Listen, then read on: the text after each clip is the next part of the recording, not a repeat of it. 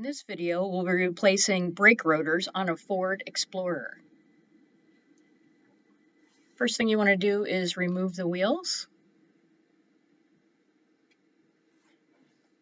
You're going to remove the caliper. There are two 18mm bolts that hold those on. And then you want to make sure that you hang that so that it doesn't hang on the hose. And you're going to need to remove the set screw that's in there. In this case, it's a T40 screw, and that's just holding the rotor on. And then you can remove the rotor.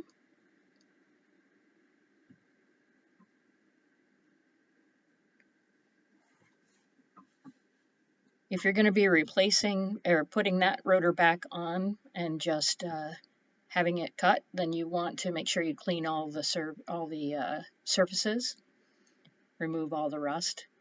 You can actually take those to a shop, and some of them will cut them for you or resurface them. For most people, you're going to be replacing the rotors with new. You want to make sure that the surface is clean on both the hub and the wheel or the rotor when you're putting it back on. Put the new rotor on and tighten that T40 set screw to just tight enough to hold that rotor on. Then you'll put the two 18mm bolts back in the caliper, and you'll tighten those to 60 foot-pounds each.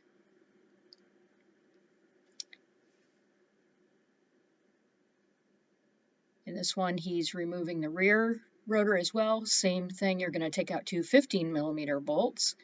And again, you want to hang or set that caliper up where it's not hanging on the hose. Remove that set screw.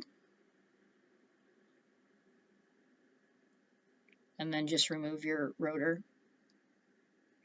You're going to want to clean all the rust off of the hub. Clean that surface. And then he's just spraying a little anti-seize on there to prevent that from happening again.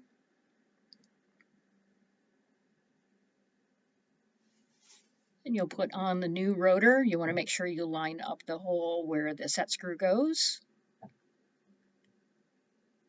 And then again, just put that screw in and tighten it. You'll reattach the caliper and tighten those two 15mm bolts to 40 foot-pounds each.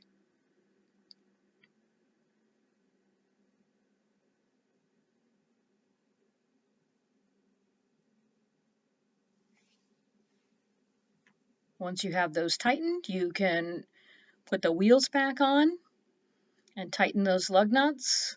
You want to do those in a star pattern, and you'll tighten those down to 90 foot-pounds each.